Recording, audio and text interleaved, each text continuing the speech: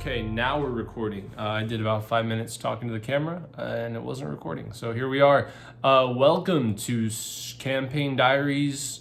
It's been so long since I've recorded one of these that I can't remember how to introduce the video. Campaign Diaries session recap. We're going to be doing 5 and 6 in one video this time because I think 5 will be able to condense pretty well. So I believe when we left off in session 4, the party had arrived at Agnes's hut, and she suggested that they enter into her cauldron to go through like this portal and try to recover some of her memories on how to create a portal back to the prime material plane. So Pax, being the boldest in this particular situation, agreed to jump in first, and he did. And as he jumped in, he fell, like submerged through the water and dropped through into basically this like pocket dimension, which was like this giant boiling, like inside, basically you're inside of a giant boiling kettle, but it's like the size of like a house. So he drops in, falls through the air for a little bit, and as he's falling, there's all these like blood-sucking bats called sturges that are just like all over the place. We rolled 2d4 to see how many there were. I think there were like 4, I think. It's been a long time. So he drops into the boiling water. So the party one by one is tumbling into this a good amount of time. As they're falling in, they're making Constitution saving throws at the start of each of their turns to try to resist the pain of the boiling water. And not only are these sturges up in the air above them, but there are steam mephits, which are like these elemental, like mini elemental creatures that are swimming around in the boiling water and are attacking the party. So at the bottom of this boiling brew, there is a big plug, and it's about 30 or 40 feet down, and as the party is dropping in, they notice there is another a party member there's another adventurer who has been trapped in this kettle. This is Penelope the Druid, and she ventured to the Feywild with another group of party members who presumably died in this kettle, and she found like a crack in the side of the metal, and she's been hiding out in there for who knows how long. This was a new player to the campaign, and so when you got a new person in, you know, it's not Critical Role. We're not going to sit there for, you know, an hour and figure out how to introduce the player. We're going to, even if it makes very little sense, we're going to get that person into the game as soon as possible. So that's what we did. She was kind of hanging out. And so she sees all these people start flying in, and they're just dropping in the boiling water. Billy Bob Jr. Swims to the bottom and finds this big plug, and so he goes and starts trying to grab on it. Pax and Gaston are fighting off these steam mephits, while Mateo is kind of skimming around on the surface. So he's kind of dealing with the mephits and the sturges, and he notices that there is this druid that is up like hiding in this crack, and he's trying to like communicate with her. While Gaston is fighting off the mephits, this is like death by 1,000 cuts, right? Like, you know, you can roll like a really big damage spike, but what's happening here is everyone's getting like hit by like 3 or 4 guys for like a couple D4s each round, and their health keeps dropping. So Gaston ends up actually going down, which I did not expect anyone to go down in this part of the encounter, this part of the adventure. But Gaston ends up losing all his health and going down underwater. So he is kind of just tumbling around in the boiling water, and Pax is doing his best to distract and keep these other elementals from attacking Gaston. So the druid sees this, and she actually like kind of peeks out of the crack to help, and she gives some healing. And so she heals up Gaston. Gaston has no idea that she even exists, so he thinks it was Billy Bob Jr., but Billy Bob Jr. is down there trying to pull this plug. And this was the funniest thing, because this plug, I think, was a DC 14 to pull it. It was either a 14 or a 16 strength check, and he could not make the check. I think Billy Bob Jr., I think Hippie rolled like 4 or 5 times, used a hero coin to reroll, and could not beat a DC 14. So it's funny when that kind of thing happens, because it's like, okay, obviously this is crazy. Like, he has pretty good strength, should be able to beat it, but the dice are saying no. So we're just narrating it as like this plug has expanded from the heat or something like that. Like, it's so hard to pull out, but he's getting close. So he gets real close one time, so we lower the DC. We're kind of saying, all right, you're starting to pull it loose. The DC goes down. I think it went down from 16 to 14 it was. But he simply cannot make the check. The dice are being cruel.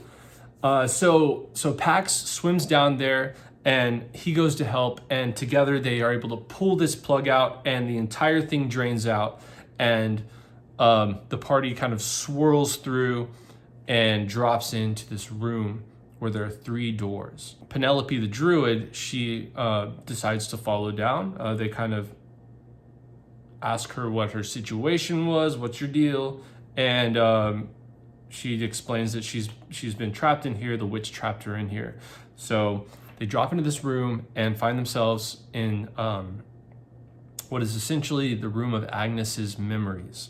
There are 3 doors, and on the left door there is they're like 3 portals. And so you look through the left door, and it's like this kind of nice peaceful hillside, this nice manor, and like a little tree, and the clouds are out, but it's nice and sunny, beautiful little field of flowers. In the middle one, there is a fort, and there's like a fire burning in the fort, not like an out of control fire, but some, and you can kind of see that this is like some kind of headquarters or some kind of fort. And in the very last one, they basically just see like the wild woods of the Fae. So the party discusses possibly doing a short rest, but they're more intent on kind of getting through this as quickly as possible. So they eventually decide to go through the first door. So as the party goes through the first door, they find themselves in a little field, and this is basically literally the first scene from Alice in Wonderland. Okay, Agnes is a young girl, and she's sitting under a tree, and her teacher is there, and she's like having her recite her lessons. She's like doing like a grammar lesson, and the teacher goes inside, and Agnes kind of drifts off to sleep for a moment, and a fairy, specifically a quickling, I think it's out of Volo's Guide to Monsters. This is like a really tiny, super fast little fairy. So this thing has, I think, a movement speed of 120 feet, and is really hard to catch. So this thing sneaks up and grabs her little quill pen and runs off with it. And so Agnes starts awake. She goes to chase the thing, but she obviously can't catch it. She's just a little kid. And this is basically, the party has 1d4 rounds to catch this quickling. So we laid out the whole battle mat. I just drew like trees and bushes and stuff all over it. And then I set the quickling like a certain distance away, and it was always going to go first because it has super high dexterity.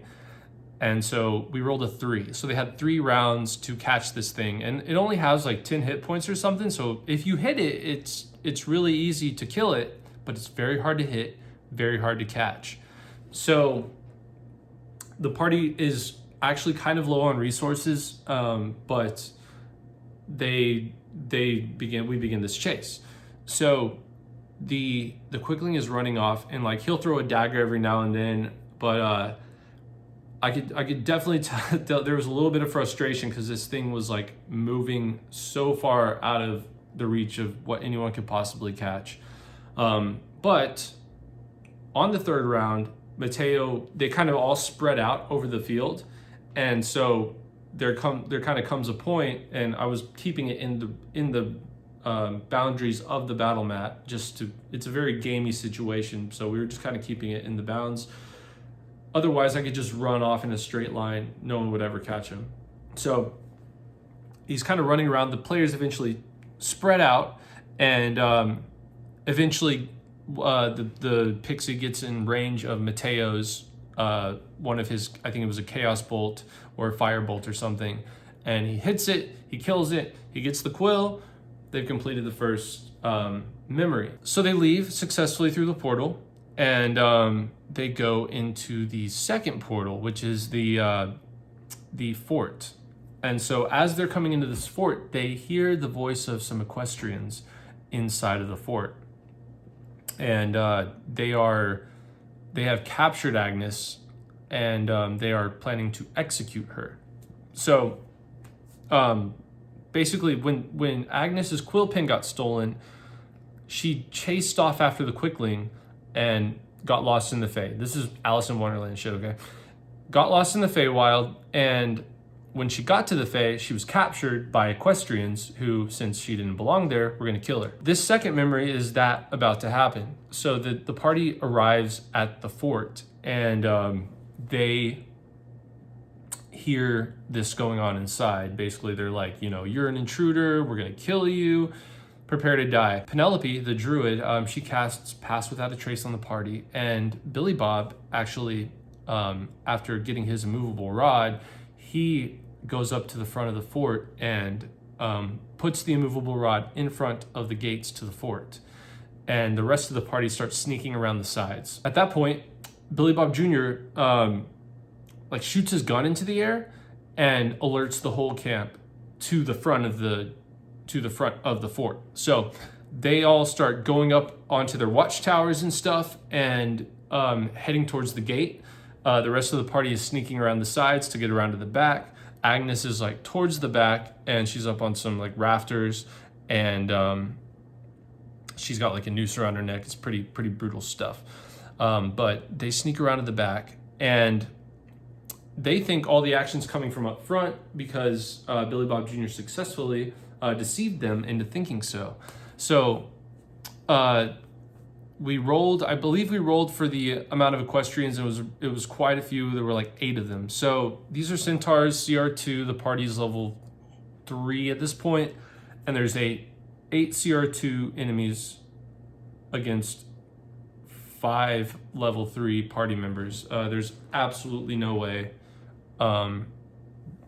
almost probably no way that they could win this battle face to face, and they knew that because Pax peeked through a crack in the fort and was able to get a count of all these guys. So they knew that if it came down to it, that in a battle to the death, they'd be in trouble. These guys go up on their watchtower. They're looking around, but the party's keeping super tight to the fences, and this is all happening in one round. So they get around to the backside. Pax does some weird jutsu stuff where he uses his echo to go inside, get to where Agnes is at, and switch with them, grab Agnes, get out before the equestrians are able to before they're able to attack him. Mateo uses a Crown of Madness to confuse one of the centaurs to attack his own friend, and so that causes a lot of confusion. The other 4 centaurs are trying to push up against the gate, and they can't get it open because it's a movable rod. And Gaston and Penelope are kind of still working their way. They're trying to he's trying to stay within range of her Pass Without a Trace. So they're still working their way around the side at this point. Agnes is scared, but Pax is it's okay, I'm here to save you. So he gets her and takes her out of the fort, switches back, jumps over the fence, and they are basically home free. So the party gets away. Agnes at this point, the little girl, she gives her locket to Pax as a thank you gift, and runs off into the forest to, I guess, live her life in the Fae. And so Pax takes this locket, and they leave and go back to the portal room where Agnes kind of calls down to them and checks in to see how things are going. They've got 2 out of 3. It's pretty much good at this point. I'm getting the feeling that like this is starting to drag because we've been in initiative for like 2 hours straight. So 2 out of 3 is good. Let's get back out. She pulls them up out of the cauldron. Penelope comes out with, and they present the items in front of her. She kind of has a flashback to her memory, and she's like, "Oh yeah, okay. I think I can make a portal. Like now that I can remember what the old world used to look like that I lived in, I think I can put some ingredients together and we can do this." So she makes a concoction, a potion, drops it into the cauldron, starts bubbling, and she thanks the party. She gives Billy, Bob, and Gaston a couple more fresh pies, no worms this time, and she presents the open portal for them to leave. She actually lets Pax keep the old locket that she has as like a way of saying thank you. It was a weird thing. It's like one of those time travel paradoxes where she was kind of like, "Oh yeah, I remember you. Wow, I can't, like, your face, I knew you looked familiar." So it's one of those weird time travel things. Because I guess Pax saved her like way back in the day. So she lets him keep the locket. They all jump into the portal and whoosh, out of the Fae, back to the prime material plane. They crash land in a sandy desert town known as Ravon. All right. So that was session 5. I think I said we went to session. That was session 5. Now we're into session 6. And this session was a lot of fun. They finally, the campaign started with them on a train as like captured prisoners. They broke out, were lost in the desert. They found this magic lamp, teleported to the Feywild, and have been like just fighting to survive this whole time. Session 6 begins with the party basically dropping out of the sky into the middle of this, like, just think your classic spaghetti western town. They just drop in the middle of the road, like right between the saloon and the old general store. And there's a bunch of people around and they all start screaming. Everyone's freaking out. This party of just disparate strangers has fallen into the middle of their town. But fortunately, the sheriff of the town pulls up and kind of disperses the crowd. He's like, "Everyone, nothing to see here, nothing to see here. Y'all go about your way. I'll take care of this." And so he goes up to the party, introduces himself. This gentleman's name is Mando, and he is the sheriff of the town. He's like a half elf person, and they see he's got kind of like salt and pepper hair, kind of tied back up in a short bun, little bit of scruff on his beard, and he's got his ears, like he's got elf ears, but they're clipped, which is kind of a strange thing, but that is, he's got his ears clipped to kind of look more human-like. He introduces himself, welcomes the party to the town of Ravon, which is where they're at. They are still on this eastern continent where the old world is. They haven't really been to Astoria proper yet, but we'll see where things go. So he kind of shows them around town a little bit, invites them to go stay at the, what was it called? World's Inn Tavern. The World's Inn Tavern, the last tavern this side of civilization. He invites them to stay. He basically says, as long as you don't make no trouble, there won't be no trouble. It's a very friendly, hospitable place. They're used to having a lot of travelers come through, going to the old world. Not so much coming back from the old world, but that's kind of the vibe of this place. It's a little bit outside of the rule of the... it's still within the realm of Astoria, but they don't have as much intervention from the king and things like that, from Lord Brexton. So it's a little bit of an outskirts town, and they have just arrived here. And this is basically going to be the session where they can chill out, maybe do some shopping, and kind of figure out what their next move is. So the group immediately splits up and starts going about their own way. So Matteo was the first one to go down to the general store. He was looking for some books. He was asking about a library, but there's not really a library in this town. So he went to the general store and was able to find,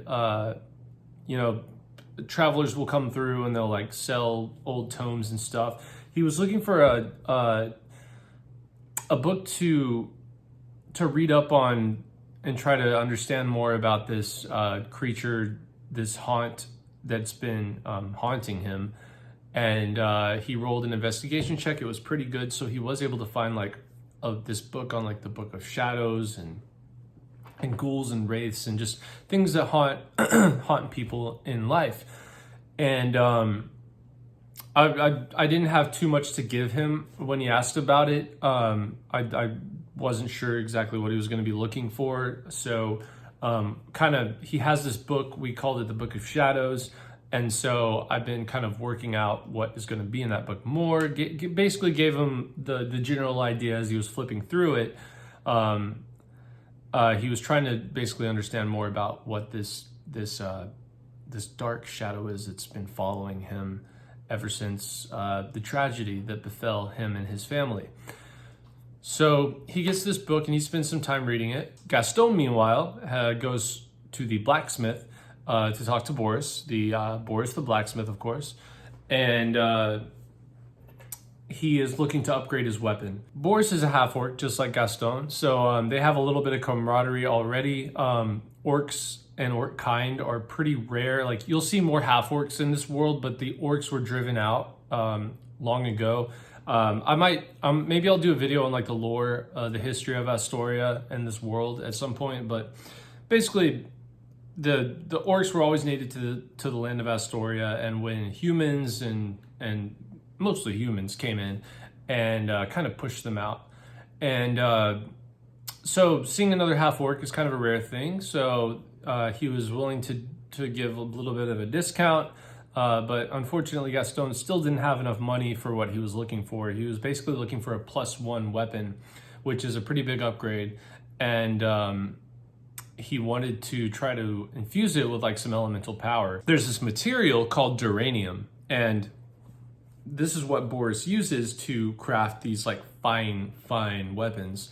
And he doesn't really have much of it, but it can be found out in the desert. Boris is like, hey, if you go get me the material, I'll give you a huge discount on this and we can kind of call it good. Bring me a little bit extra so I can work on other weapons and stuff like that.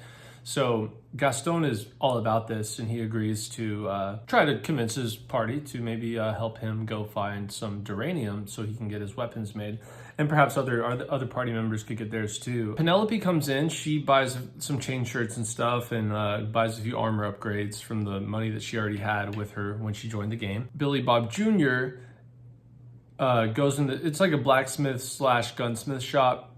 He's basically looking for trying to buy some ammo and trying to get a long rifle, because he has a pistol right now. He's looking to buy an actual a musket. So they're kind of talking prices. It's a little bit out of everyone's range of the prices of everything, and so Billy Bob Jr. goes to the local bank and kind of is looking to get a loan. So there's this little gnome in there, and Billy Bob Jr. is trying to talk to him about getting a loan, and the banker's not really about it, but there are some debts that have been defaulted on that he's been trying to collect. Billy Bob Jr. asks the gnome, if I can bring you some of this debt money, can I get a cut of it? And the gnome's all about that. So he gets the name of this guy, Dirty Tony. The dude's actual name is Anthony Williamson or something, but around town he's known as Dirty Tony. and he owes quite a bit of gold to the bank. Billy Bob Jr. asks more about this guy, and the gnome is like, you can probably find him down at the tavern, like he's always there. Dirty Tony sounds just like he is. He's an old drunk that gambles his money away, and so the party kind of gets back together a little bit after that, and they head down to the tavern. Everyone except, of course, Mateo, who has kind of gone off on his own to study up on this book. While they're heading to the tavern, they see this caravan, much like the one that they were originally that they were in when the campaign started. This caravan starts to pass through town. There's a hobgoblin with like a bunch of his friends, and the party sees them kind of like go into the tavern. They kind of make a little bit of trouble, leave with a bunch of alcohol, and then continue on their way. And they continue heading south towards the desert. While they're passing through, a couple of these hobgoblins, they clock Mateo, who is like passed out, just kind of sleeping in the alleyway with his book. So two of them go over and start, give him a little bit of trouble. And the party sees these guys stop, and they see that they're messing with someone in the alleyway. So two of these guys end up grappling Mateo and taking his locket, which is like, it's not the one that Agnes gave Pax. This is like, this is Mateo's personal locket that's got like pictures of his family in it. It's very important to him. So they take this locket, like snatch it off his neck, and then take the ring of spell storing that he had as well. And Mateo gets fucking pissed.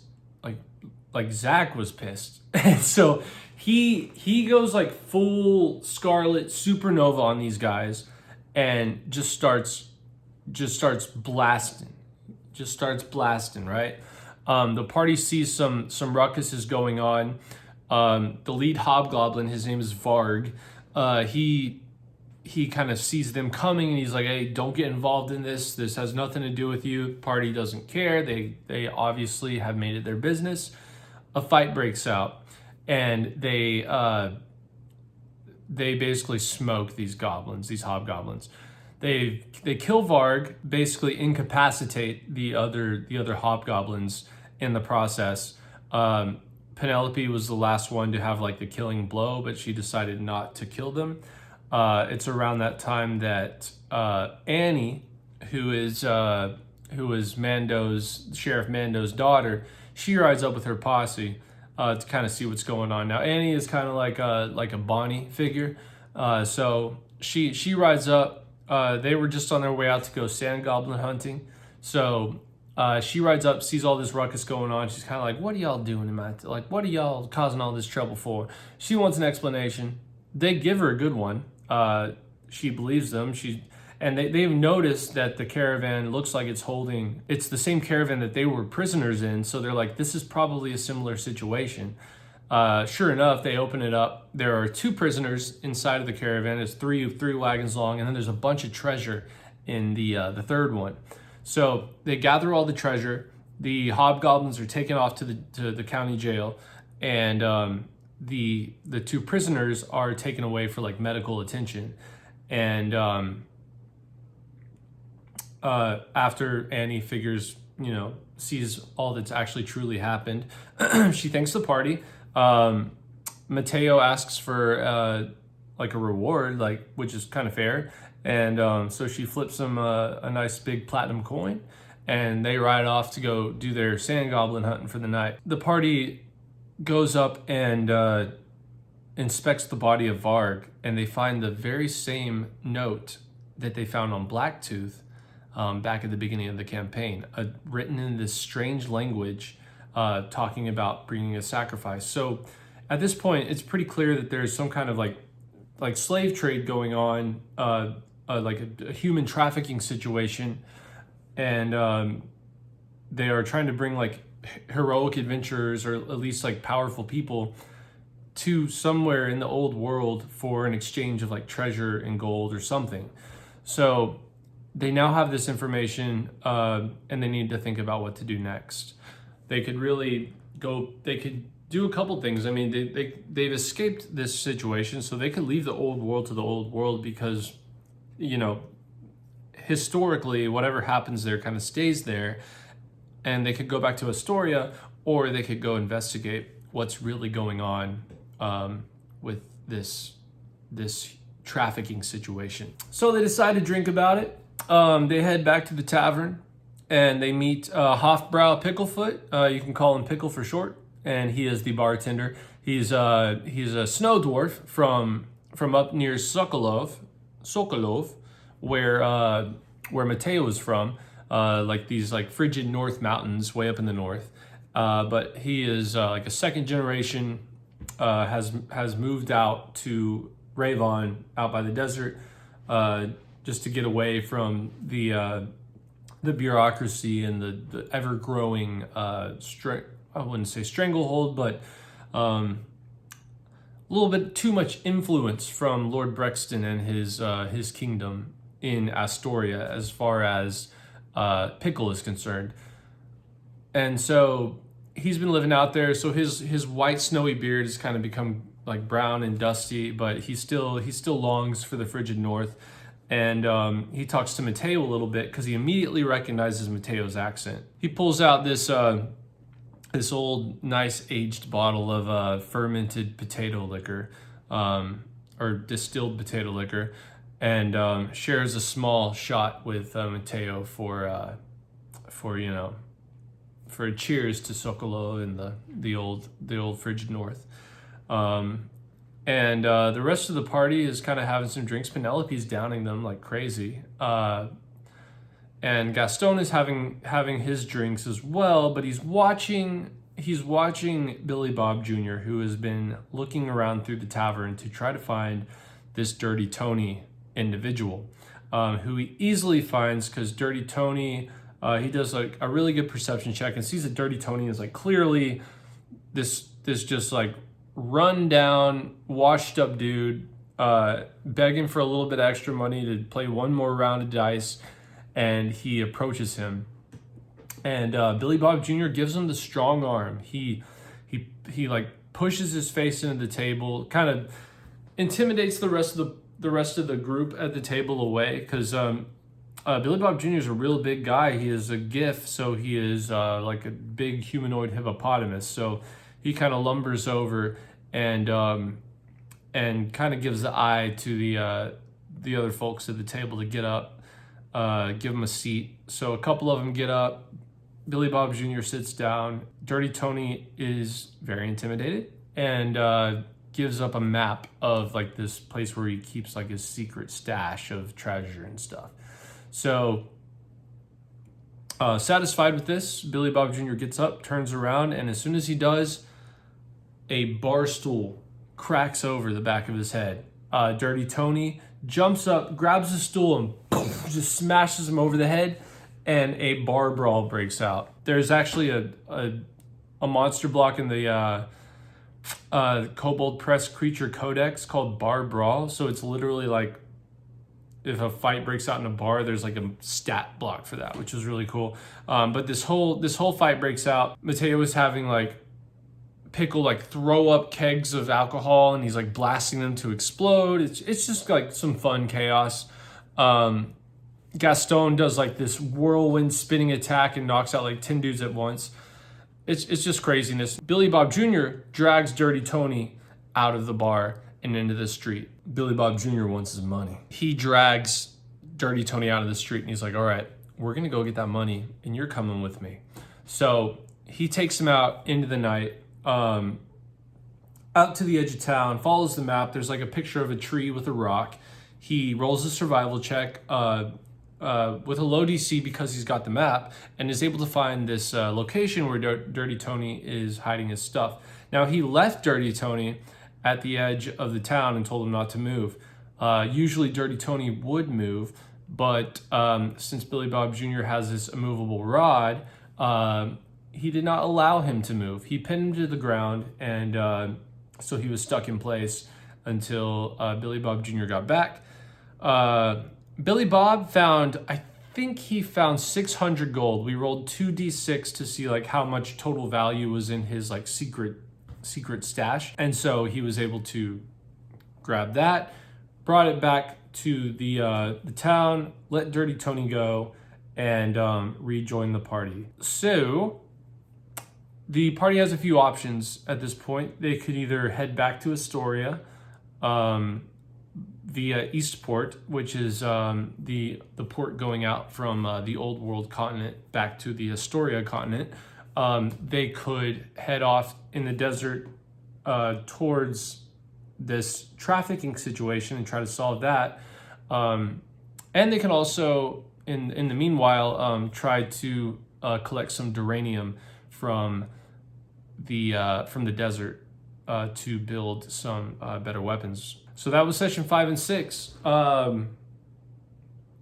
Yeah, it's been a while, so the details were a little bit blurry, but a lot of fun. Session 6 was a blast because we're starting to get into the meat of D&D, right? Like the first few sessions and stuff, you're kind of getting a hold on the world and getting into your characters and stuff, and I think we're finally starting to get into them and starting to play around a little bit with like just getting real into the juice of D&D, which is the fun of the improvisation. A lot of the stuff I detailed in session 6 was not planned at all. Basically, Ravon was kind of a safe town, a checkpoint. Now we have a few exciting threads that are starting to creep up in this town. So we'll see where those go. We will see tomorrow because we took 2 weeks off, and tomorrow for some of you is Super Bowl 2023, I guess. But for us, it's D&D, baby. So hope the Eagles lose, and we will see you in the next video. Peace.